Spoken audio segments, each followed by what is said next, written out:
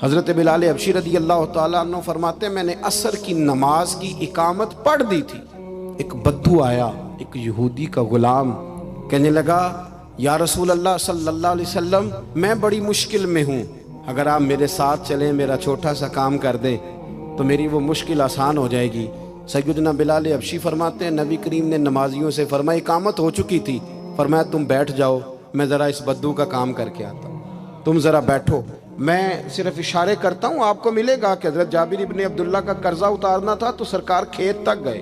اب تو لوگ کہتے ہیں نا جب تک وہ خدمت کر رہا ہے تو تب تک وہ خدمت گزار ہے، کہیں الجھ جائے تو کہتے ہیں اس کا ذاتی مسئلہ ہے۔ تو میاں جب آپ کے پاس تھا، آپ کا ورکر تھا، تب ذاتی مسئلہ کیوں نہیں تھا؟ اب وہ الجھ گیا ہے تو ذاتی مسئلہ ہے۔ ایک عورت رو رہی تھی تو سرکار سفارش کے لیے اس کے ساتھ نہیں چلے گئے تھے کہ میری مالکن مجھے مارے گی؟ یہی وجہ تھی کہ حضور کے غلاموں میں وہ درد آیا۔ امیر المومنین سیدنا فاروق اعظم چہرے پہ نقاب اوڑھ کے رات کو گھوم رہے ہیں، سامنے ایک خیمہ نظر آ گیا۔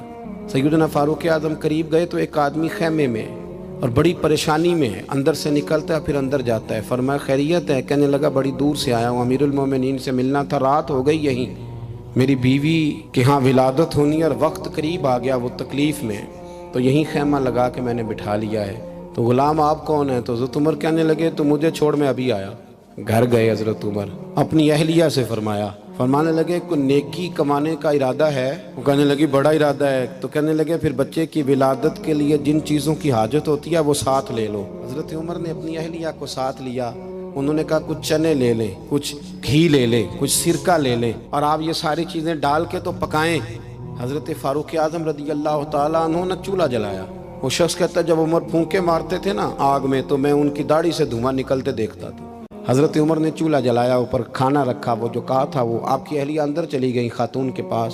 وہ شخص کہتا ہے میں نے 2-3 دفعہ حضرت عمر کو کام بتایا تو میں نے سمجھا کوئی غلام ہے، امیر المومنین نے ڈیوٹی لگائی ہے کہ رات کو مسافروں کا خیال رکھنا، تو میں انہیں کہتا غلام ادھر آ پانی لے کے آ، تو عمر دوڑے آتے، وہ ڈیوٹی کرتے رہے۔ جب بچے کی ولادت ہو گئی تو اندر سے جناب عمر کی اہلیہ بولی، کہنے لگی امیر المومنین مبارک ہو، اللہ نے آپ کے دوست کو بیٹا دیا ہے۔ وہ شخص کہتا ہے میرے ہاتھ میں پیالہ تھا، دھڑام سے گرا، میں نے تو عمر کا جلال سنا ہوا، میں نے کہا آپ امیر المومنین ہیں، آپ عمر ہیں، کیا خیال ہے آپ کا؟ لوگ باتوں سے بڑے ہوتے ہیں، کردار انسان کو بڑا کرتا ہے۔ حضرت فاروق اعظم سے کہنے لگے آپ عمر ہیں؟ جناب فاروق اعظم کہنے لگے ہاں میں عمر ہوں، تمہیں ضرورت کی ساری چیزیں میں نے دے دی ہیں، باقی صبح آنا اور جس کام تم آئے ہو وہ بھی کیا جائے گا۔ اس نے پیر پکڑ لیے، امیر المومنین مجھ سے غلطی ہو گئی۔ فرمایا اٹھ میرے سینے سے لگ، تجھ سے غلطی نہیں ہوئی، تیری وجہ سے اللہ نے مجھے نیکی کمانے کی توفیق عطا کر دی ہے۔